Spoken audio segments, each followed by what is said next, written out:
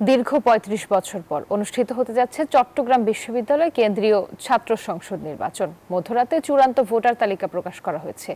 এ বিষয়ে বিস্তারিত জানাতে আমাদের সঙ্গে যুক্ত হচ্ছেন সহকর্মী তামিম আহমেদ শরীফ। শরীফ, কবে থেকে মনোনয়নপত্র বিতরণ শুরু হবে জানাবেন?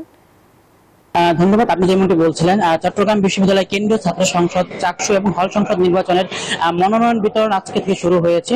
এরই মধ্যে আমরা দেখেছি যে মনোনয়ন একজন শিক্ষার্থী কেন্দ্রীয় ছাত্র সংসদের ক্রীড়া সম্পাদক পদে মনোনয়ন ফর্ম উত্তোলন করেছেন।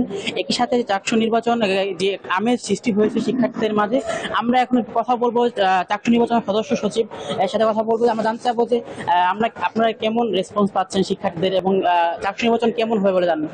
আচ্ছা, প্রথম কথা হলো যে ৩৬ বছর পরে চাকসু নির্বাচনের আজকে কর্মযজ্ঞ শুরু হলো, এজন্য আমাদের খুব আনন্দ লাগছে। আমরাও প্রস্তুতি নিয়েছি যথেষ্টভাবে। তবে আজকে প্রথম দিন, বৃষ্টিও পড়তেছে বাইরে, ছাত্রছাত্রীদের শুরুর 1 ঘন্টায় হয়তো তারা কোনো মানসিকভাবে প্রস্তুত নাই।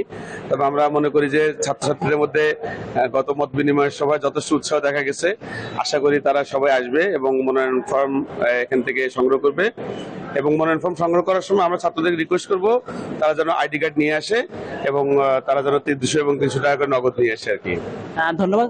আমাদের কিছু স্যার যেমনটা জানাচ্ছিল যে হল সংসদ নির্বাচনের ক্ষেত্রে 200 টাকা এবং কেন্দ্রীয় ছাত্র সংসদ নির্বাচনের ক্ষেত্রে 300 টাকা নির্ধারণ করা হয়েছে।